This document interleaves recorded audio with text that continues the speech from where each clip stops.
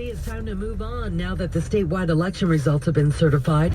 You'll find all of our election coverage at KTAR.com/Arizona Votes.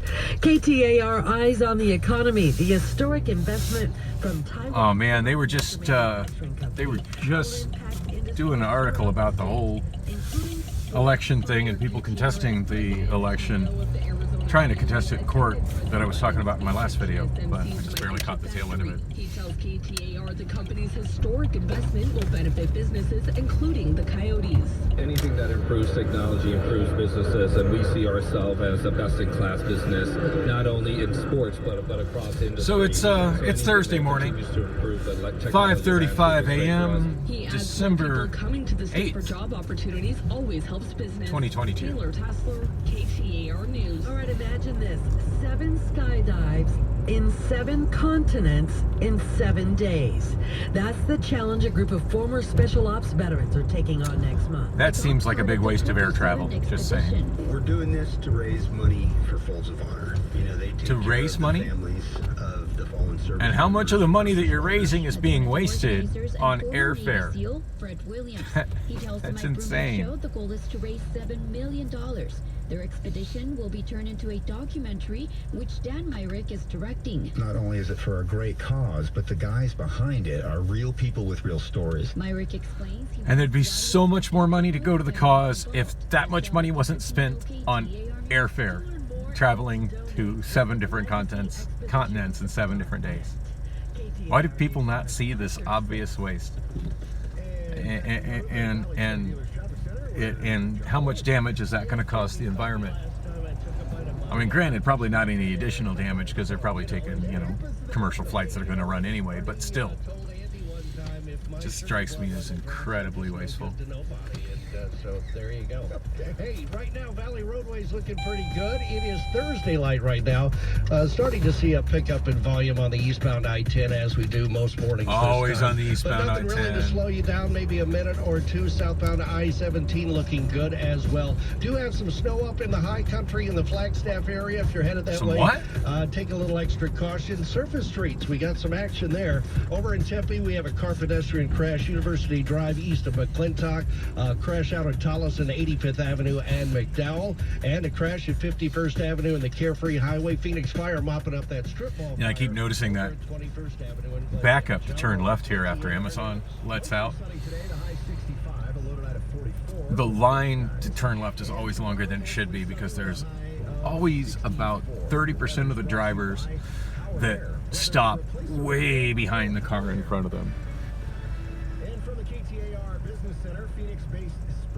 I'm kind of curious what's up with that. And if there actually is a legal standard for how far you're supposed to stop behind the vehicle in front of you. Now, I remember when I was in driver's ed, they used to say that you should be far enough back that you can see where their rear tires touch the road. Which, while it is at least a standard, seems kind of subjective. I mean, and maybe subjective isn't the right word, but it seems like a flawed standard. Case in point, when I'm in my CRX, which granted I haven't drove in many years because it hasn't been drivable in many years, but I can practically have my front bumper underneath someone's rear bumper and still see where their tires touch the road, just because most vehicles are up higher and I'm so low to the ground, and I have, with the way the front of my car slopes, I can see the surface of the road like pretty much right in front of my car. Whereas with your modern, ridiculously oversized pickup trucks, where the front of the hood is so high up that it's shoulder level with a grown male adult, I can't help but imagine that their view of the pavement is absolutely nowhere near that. So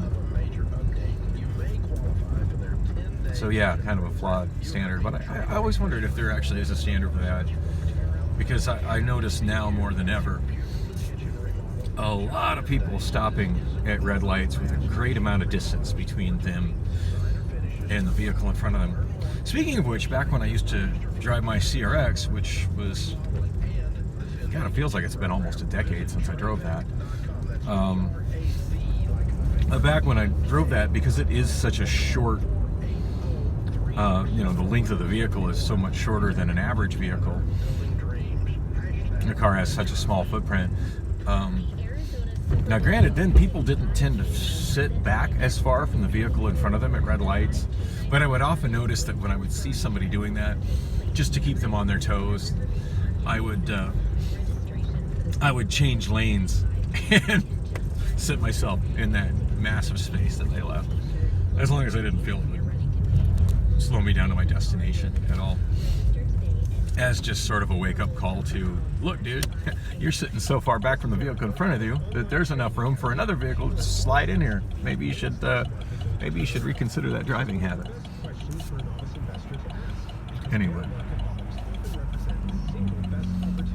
Anyway, I'm taking my usual extra journey down Garfield Street to 67th Avenue and taking 67th Avenue to I-10 instead of 75th Avenue to I-10. Now I've noticed that there's actually one really great advantage for doing this. Like initially I started doing this just to avoid that backup of Amazon employees turning left onto 75th from Roosevelt. But the other advantage I've noticed, of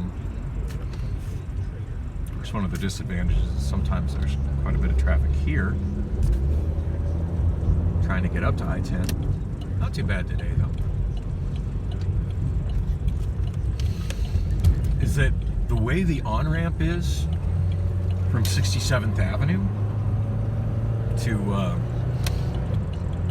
the I-10 versus 75th Avenue to the I-10 eastbound.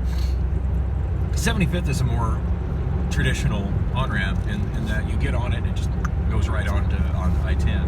Whereas 67th, you actually travel over a mile, roughly a mile, on this entrance ramp, this access road entrance ramp, which is a no pedestrian area, so it's functionally freeway. To get past the exit here for the 202, on my left, where traffic from the 10 eastbound gets onto the 202 southbound, and then right here is where it splits with the access road going on up to 59th Avenue, and I actually end up joining I-10 clear down here right as I'm going underneath 59th Avenue. So yeah, a full mile of limited access freeway speed on-ramp before I'm actually on the freeway, which the way traffic is in the weekday mornings on I-10 actually is kind of an advantage, because usually the traffic on that 1 mile of limited access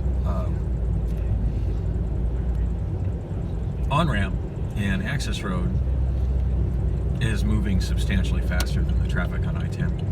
Didn't seem to be moving a whole lot faster than it today, but I've certainly noticed sometimes when I get on the I-10 that I'm flying at like 60 miles per hour on that, and it's kind of like stop and go on the I-10. Of course, if it was to stop and go, I wouldn't even be getting on I-10. I'd be going down Van Buren or perhaps Buckeye.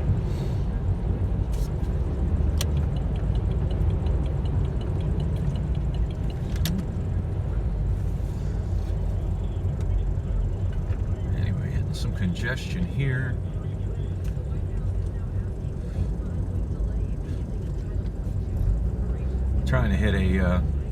Trying to bring up my traffic view on the Obama phone, but I'm moving fast enough I can't really mess with it.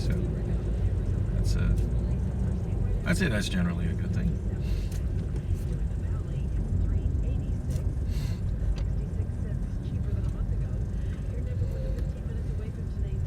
For some reason, it's showing me the map, but it's not showing me the traffic. with assault for this arrest of a shooting suspect in October. I don't know if you've seen the footage of this. It is a little hard to watch, right? You've got a couple of officers with a guy in handcuffs inside that QT at 59th Avenue and Buckeye Road. And they're kicking him while he's in handcuffs. And so they've been charged, at least they've been accused of assaulting this shooting suspect, and charges have been submitted to the Maricopa County Attorney's Office. Officer Eddie Becerra faces 1 count of aggravated assault while restrained, 1 count of aggravated assault with a firearm, 1 count of misdemeanor assault. And then Officer Nicholas Beck faces 1 count of aggravated assault with a firearm and 1 count of misdemeanor assault. I'm not excusing their behavior, but let's take a look at the suspect was not like stealing a candy bar. No. He opened fire on them. Yes. In the parking lot. Right. No, absolutely. But, but the law is once somebody is in restraints, you're not supposed to continue to pummel them. That hard. Yeah, no, and I totally get the mindset that creates this. I mean, a lot of officers feel like they're just being targeted. You know, they'd had an interaction with this guy in the parking lot, and as they went to go drive away, he shoots at them. And so then they come in the store and arrest him, and it doesn't look like he's exactly 100% complying, but he does have handcuffs on at that point. So it's like I said, it's pretty hard to watch. You can see video of that at KTAR.com. Now some folks are saying that Glendale officers who tased a woman repeatedly after they say she was resisting arrest think more cops should be arrested in this situation. That's body cam footage of that woman being tased by Glendale police during a shoplifting arrest at a Walmart near 56th Avenue and Northern. You know, it's interesting. About a half hour ago, we were talking about how retail theft is going to maybe lead to some stores being closed and people being thrown out of work, and you know how prosecutors aren't going to prosecute, in some jurisdictions, aren't prosecuting people for shoplifting, but it is still a crime, and so if you're being arrested for shoplifting, you're supposed to comply, and that's what police say she didn't do. She was stopped by an off-duty officer for allegedly stealing $76 worth of merchandise, and now Officer Gina Wynn with Glendale PD says that's when the woman began resisting arrest. Oh, actually, I can't even listen to that again. She began pulling away and not providing the officer with her other arm in order to place her into handcuffs. And so at that time, the officer removed the taser and informed her if she did not start complying that she would be tased. Now, the taser was activated 14 times. We're not sure how many times they actually made contact with her skin with this taser. Officer Wynn says the woman was transported to the hospital, later released. Police say the officer acted according to department policy. And I would say this in defense of that officer. You know, nobody wants to see it taken to the level of lethal force. And, you know, a taser is considered, it's called less lethal force by law enforcement agencies. And I mean, and so the people that are saying, hey, look, and if they don't, if the person you're arresting doesn't comply after the 10th, the 11th, the 12th time you use your taser, what are you supposed to do then? Pull out your gun and shoot them? Is that what they would, the folks who are asking for this officer to be arrested, is that what they would prefer? I think, you know, like I said, you got to take the whole situation into account when you start judging these things. And Jamie, I think you made a really I'd say that's where you get a second officer and you sit on that bench. Had been fired upon in Phoenix. That and of course, charged with an additional charge of resisting arrest. They had in handcuffs. It is 5:48 now at KTAR. And time for entertainment news, brought to you by Bodify. Well, that should be entertaining. Cool sculpting provider. Bodify guarantees you'll see results. Book your free consultation at freezemeaz.com. Tonight, we say so long to Trevor Noah, as host of The Daily Show. Yeah, good riddance. He took over for Jon Stewart 7 years ago, and when he did, it's safe to say a majority of people in the U.S. hadn't heard of him. Many thought there was no way he'd be able to fill Stewart's enormous shoes, but he proved them wrong. Brought his own brand of humor and insight to the job. Critically, Noah's been praised, though that hasn't been reflected in the ratings, which are down 72%. Which is what matters. course. But Noah's built The Daily Show into the most socially engaged late-night show. Guest host will start in January. Out today on Netflix. When the stakes are this high, Yeah, also, they could bring Jon does it make Stewart more back. sense to hear our story from us? The docuseries Harry and Meghan goes in-depth on the royal couple, and it's already scandalous in the UK. Headlines blasting the pair, comparing them to the Kardashians. Topping Google search for the top trending people of 2022, Johnny Depp, the most searched person and actor, presumably after his very public libel trial with ex-wife Amber Heard. And chart-topping rapper Nicki Minaj is 40 Thursday. Jason Nathanson, ABC Ooh, Nicki Hollywood. Minaj in her 40s now. It's time for traffic. 5:50. Here's a quick update from John Roller in the Valley Chevy Dealers Traffic Center. All right, 2 spots of slowing on the main lines right now. Eastbound I-10 starting at the 101 southbound Agua Fria. You'll have a tap of the brake lights as you make your turn towards town there. Give yourself about an extra 17 minutes right now to get through to 7th Street on through the tunnel. Also some slowing I'm not sure why I'm still trying to from the I-10 watch the Durango curve. Once you get through the Durango curve, well, I'm still trying to watch the and some slowing southbound I-17 Obama phone. Obviously, the traffic isn't going to resolve on the damn all thing. the way into downtown Phoenix. We do have some surface street crashes as well. We've got a car pedestrian crash in Tempe, University Drive east of McClintock, a crash in Tolleson, 85th Avenue in McDowell, 40th Street north of Van Buren, a crash there, and a crash up in the North Valley, 51st Avenue, and the Carefree Highway. John Roller, KTAR News. Mostly sunny today with a high of... So, anyway, it's worked the shortest shift I've ever worked at Amazon. Clocked in at like 3:08, I think. Clocked out at 5:30. I gotta have like the only job where I can show up to work over 8 hours late. And not only does nobody care or question it or question why, but they're actually glad to see me. It was actually nice. I'm glad I took the initiative to, after realizing that I overslept so terribly bad, and by terribly bad I mean it was well after 2 a.m. by the time I woke up and looked at the clock. It was like, well, fuck. And there was part of me that just was really depressed about that and really disappointed. Priscilla did finally send me a text message back, so that's something. But talk about too little too late, which is gonna now I'd sum up much of what I get from her. Anyway, yeah, there was the urge to just be super frustrated and depressed about it and roll over and go back to sleep. There really was. But I'm glad I got up and went into work. I really did enjoy my short shift today. Ran into the older Mexican woman that I mentioned in the last video that I had gotten kind of went off at yesterday.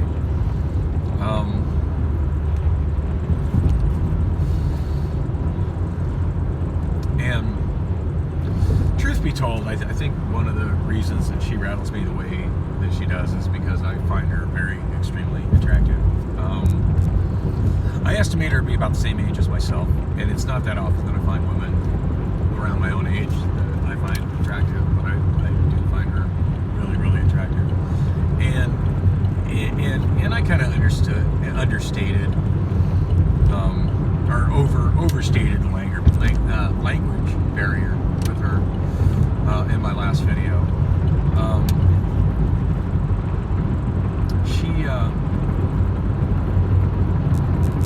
Her English isn't awful.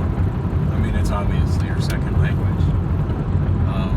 But we actually had a really nice conversation today, and I wasn't trying to seek her out, but things wrapped up in inbound kind of early tonight. And yeah, by the way, I went to inbound. As I said before, I mostly work in outbound these days.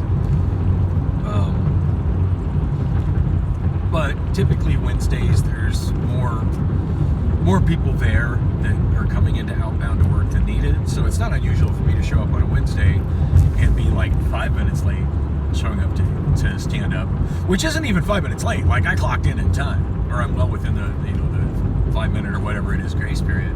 But by the time I get to where the stand-up is for outbound, and I'm probably mixing up outbound and inbound, so my apologies if I made that extra confusing. But outbound is where I'm working primarily these days. Inbound is where I started working, where I worked for a long time before going anywhere else. Anyway, yeah, on Wednesdays it's pretty normal these days for me to show up, for there to be so many people working that more people show up to the outbound stand-up at the beginning of shift than are needed. So some get turned away, and obviously there's only so many pit drivers needed. In fact, there's only so many corrals where pit drivers actually can work. So, and so many forklifts available. So there's that. So, yeah, when I, you know, I get, missed the light, damn it. I think I made it just barely.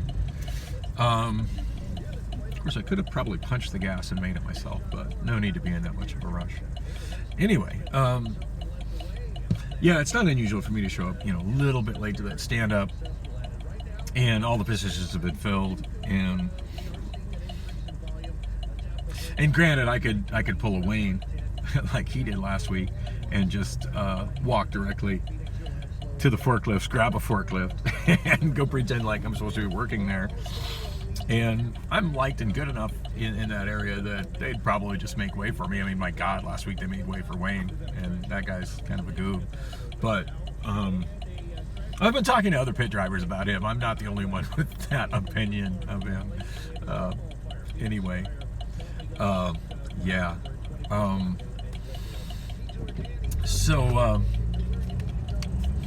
Anyway, yeah, so it's not unusual for me to get there, you know, a little late on Wednesday, and they already don't need me. So, yeah, showing up over 8 hours late, it just seemed absolutely pointless for me to even bother to go talk to any of the leadership and outbound.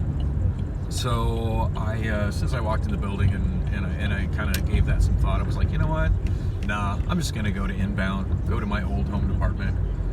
They, you know, leadership there generally loves me, even if they don't see me very often, and I'm sure they can, you know, I'll just go in there and be like, yeah, I'm over 8 hours late, how about I just throw boxes, and that would be fine, which is pretty much what I did.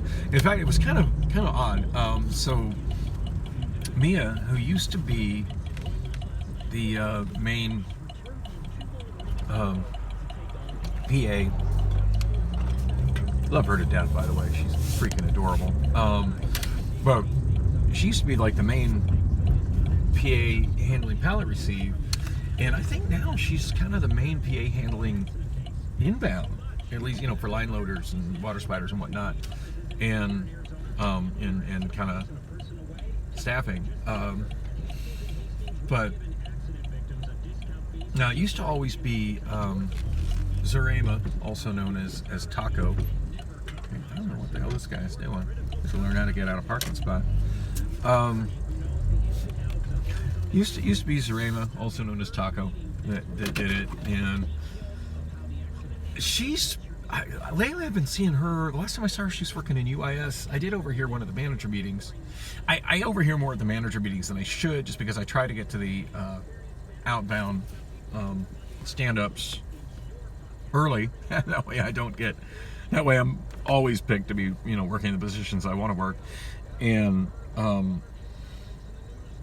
they have the manager meeting in that same area prior to outbound having their stand up there. So a lot of times I end up overhearing something.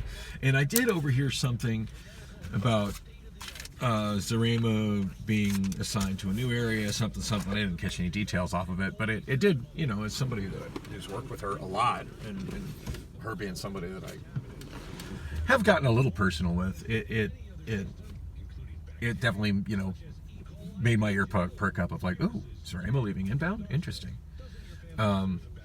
Anyway, apparently she's in UIS. I did run into her in UIS earlier this week.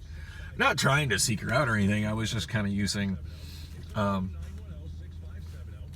particular lane of UIS as a shortcut between the north side docks and the south side docks.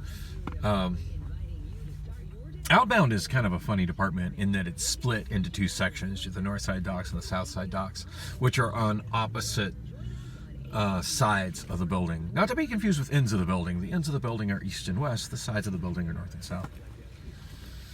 But it's still a substantial distance between the north side and the south side. And even though that's all one department, it does get sometimes it does necessitate walking to the other side, back and forth.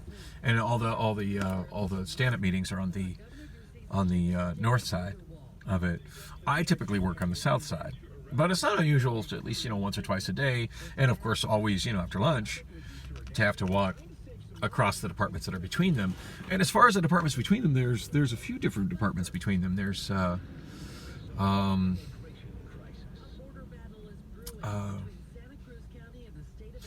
MPC, Decant, UIS, prep and receive. And also maintenance. I sometimes forget maintenance is in there as well.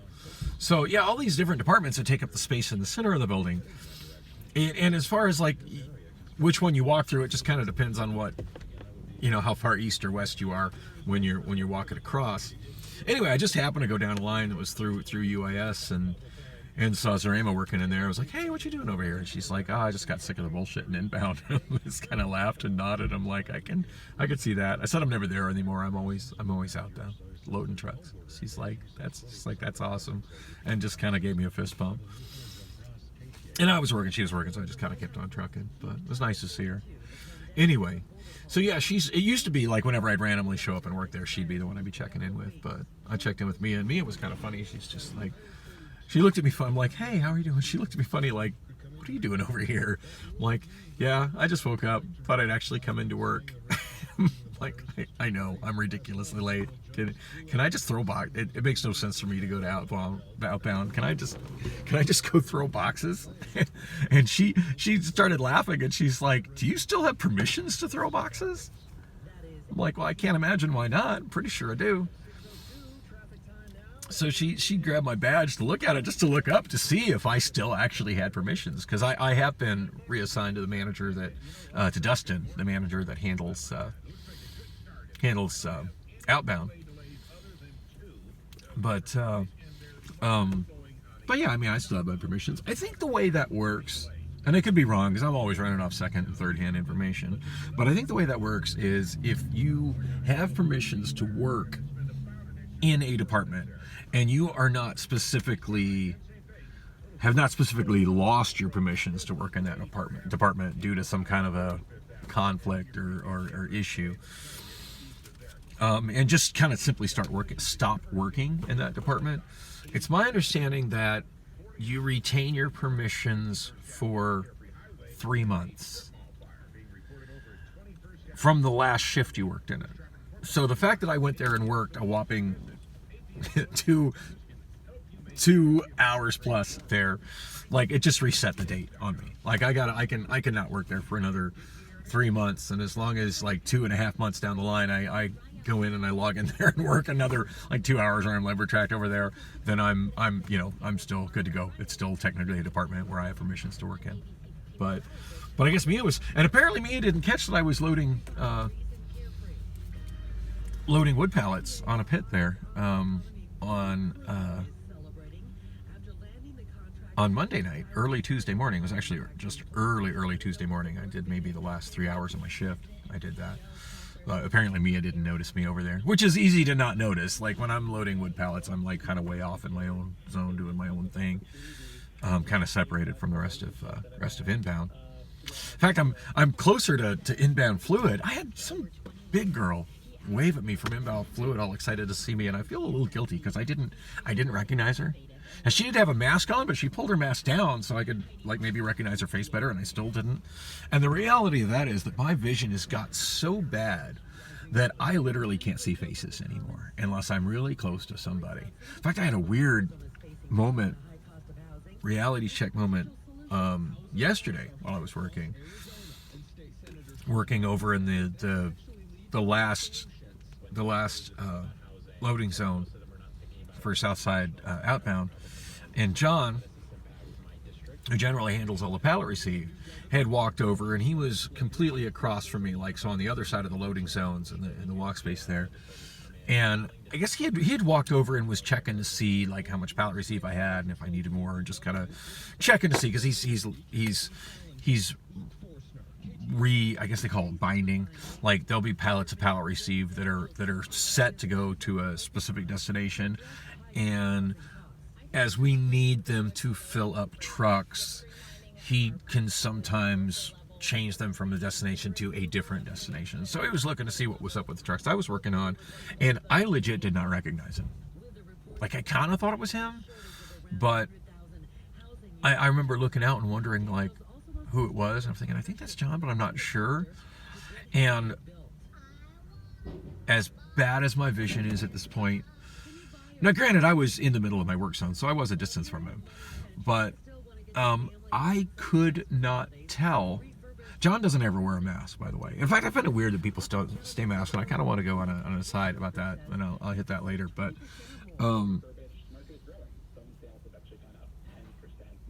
just what does it mean if you're wearing a mask in 2022, almost 2023, really?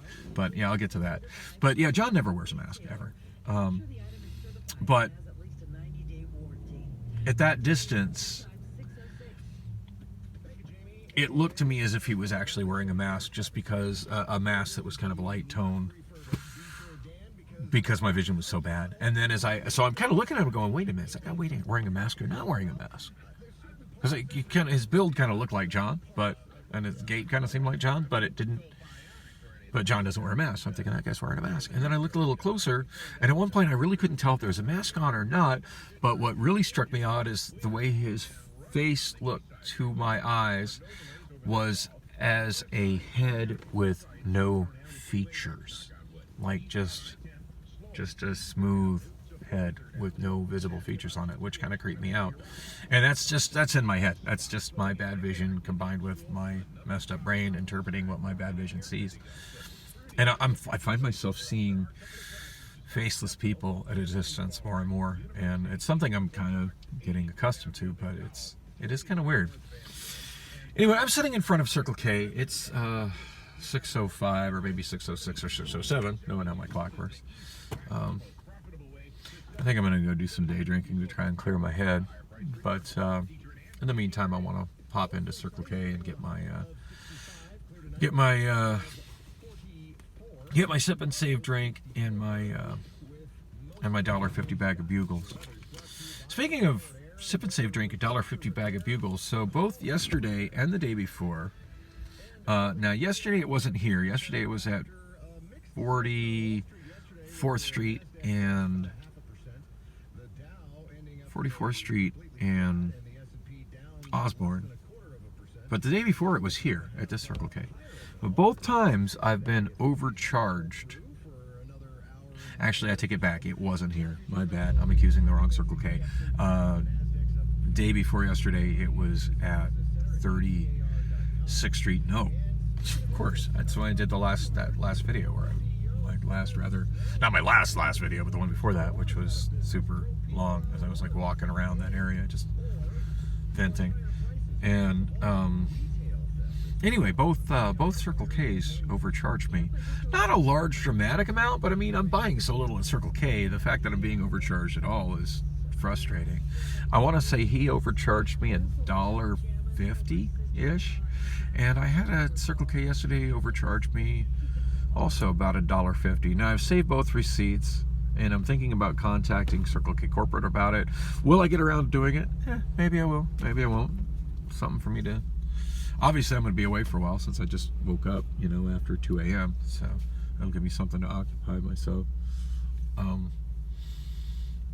And I do think I want to set up my computer so I can actually use a real keyboard rather than trying to do it via smartphone. But yeah, it seems like it's happening more often than not that I'm being overcharged. And then when I call the cashiers out about it, they just seem kind of confused, like, oh no, your discount has been applied, because they're looking at their screen and they're saying that a discount was applied, but it was not the right discount for whatever reason or another. And I've kind of come to the conclusion that Circle K cashiers are not trained very well, and that they have very little control over their cash registers. I could be wrong here. I'm just, guessing based on what I observed.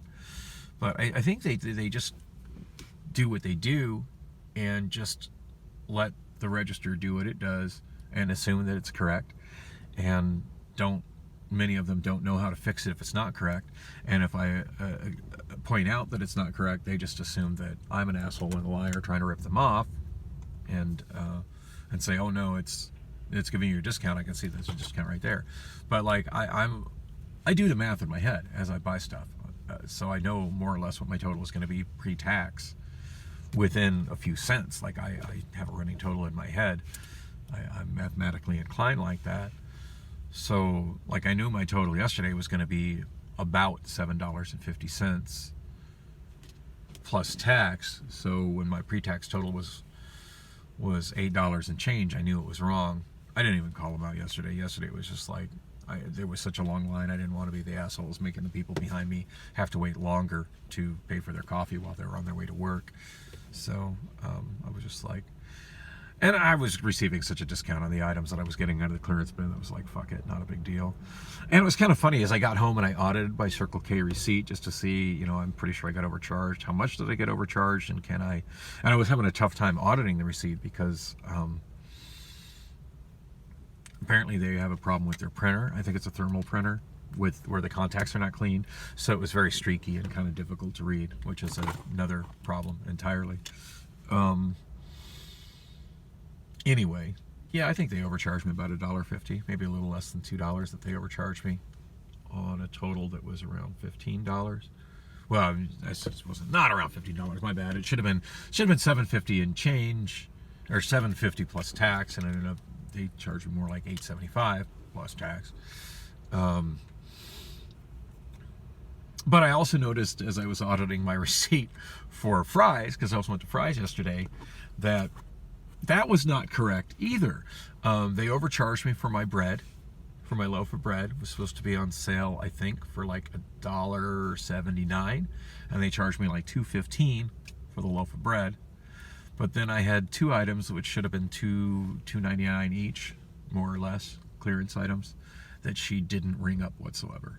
And I kind of saw like she was having trouble scanning it, and I think rather than manually checking in, she's like, fuck it, fuck this job, I don't care. I'm just gonna give this. I'm gonna put this in this guy's bag and not even charge him for it, because it's a pain in my ass to scan that label, which is kind of crumply on it. It wasn't applied smoothly. So yeah, I ended up like being undercharged in the grand scheme of things, with me being slightly overcharged on one item and then not charged for two items. I ended up being undercharged more at Fry's than what it was substantially more at Fry's than what it was overcharged at Circle K. But I don't know, it still frustrates me. And it's like literally my last three purchases at stores, all three of them, I came home and I audited the receipt versus what I had, and all three of them were wrong. 2 Circle K's overcharging me and Fry's undercharging me, which qualifies as a thing that makes me go, Anyway, I'm wasting time here. Thanks for watching. Thanks for coming with me on the drive. I'm going to go inside, get my drink and my bugles, and see if they can actually get my total right today. And welcome back, YouTube. I wasted entirely too much time inside that stupid Circle K. So at 6:26 a.m., still Thursday morning. What? Why did my car just start beeping? I have no idea. It beeps all the damn time. So that was a frustrating Circle K experience. At least when I finally got through the long ass line and got to my cashier. So it's possible that the sale for the $1.50 bag of bugles has ended. Although it seems highly unlikely. I mean, it was, I don't know. Usually I think those sales end at the end of every calendar month. It seems really odd that sale would have been going yesterday morning at around this time, but would not be going right now. That seems Just seems highly unlikely to me. But to be fair, I didn't see the little sale tags by where the bugles are on the shelf like I normally do. It's bugles and checks that are on sale right now for $1.50 with the purchase of a drink. I didn't see that, and I also didn't see. I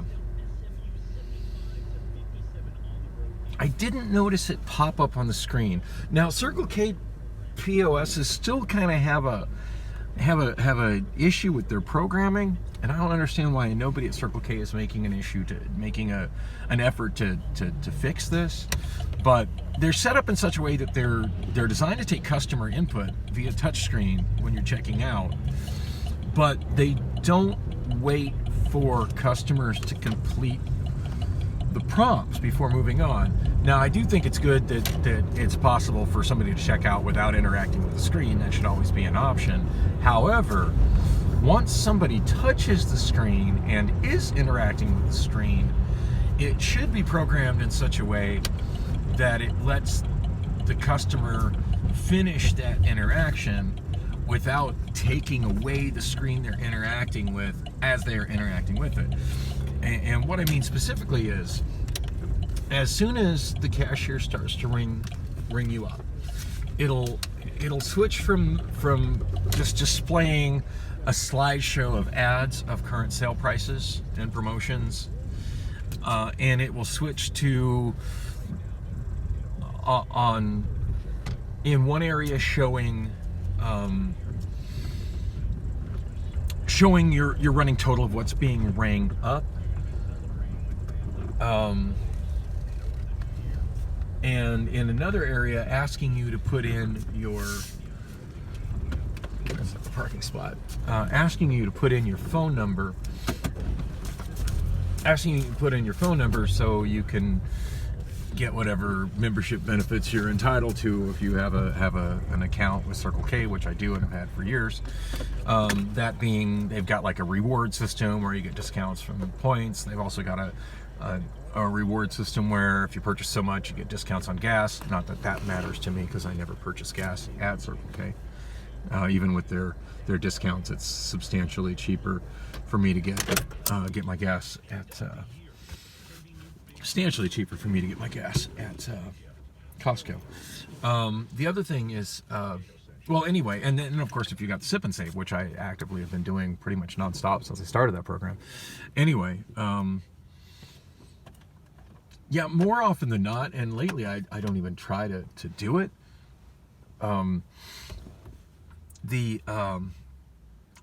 So it prompts you to key in your phone number, but I can be 2-3 digits into keying in my phone number, and it pops up to another screen where it will show the same thing. Like they basically, what happens is this, as soon as I think as soon as they scan a drink cup,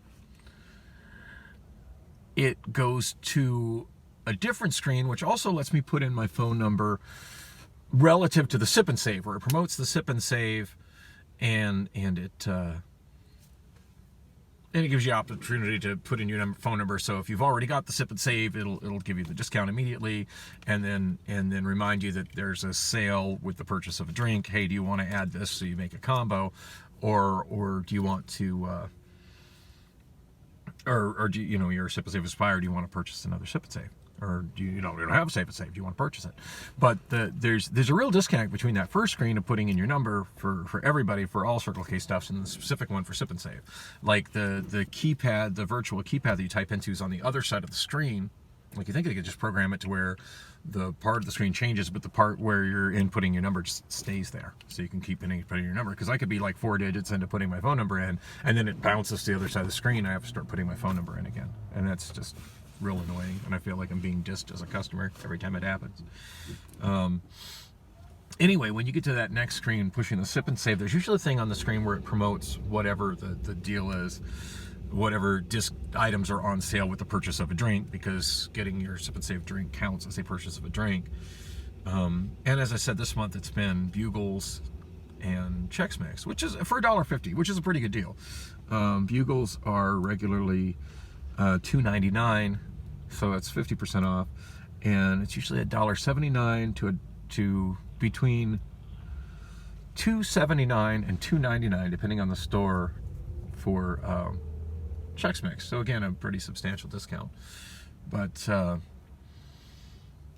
I didn't notice if that popped up or not, because the screen went by so fast.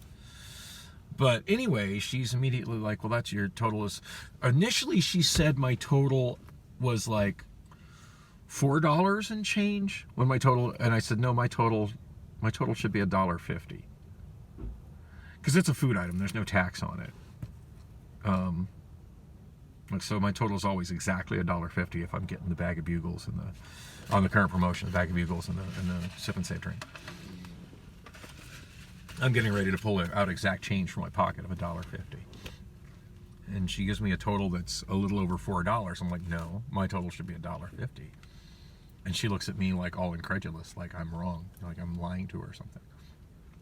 It's like, oh no, it's $2.99. So apparently she ran her mouth before giving time for my Sip and Save to show up on her screen. Like, why isn't she trained to ask if I have the Sip and Save before giving me my total? And why isn't she trained to, if I don't have Sip and Save, suggest to sell it to me? It seems like that should be her job description, not just read the first total that pops up on the screen. Now, granted, she did seem to be struggling with speaking English, so that's a separate tragedy, separate problem. But anyway, at that point, she's like, okay, no, I said, I got Sip and Save. And she goes, yeah, but the Bugles are $2.99. I said, it's on sale, $1.50 with the purchase of a drink, which includes the Sip and Save drink. She goes, no. And the other guy said, no. It is a possibility that the sale ended today and that it, carried over from yesterday. So, like I said, I didn't see the signs where I normally see it. I didn't notice if it popped up on the screen, so I can't really do like other times where they've said the sale is over and I can point at the sign saying, well, there's a sign right there. You kind of need to honor your signs that are posted in your store. I didn't have any sign I could point to, and I was kind of frustrated with that. And I'm like, that's fine. I'm just getting the drink. I'll just get the drink then. So I left the Bugles right there on the counter and walked off with the drink.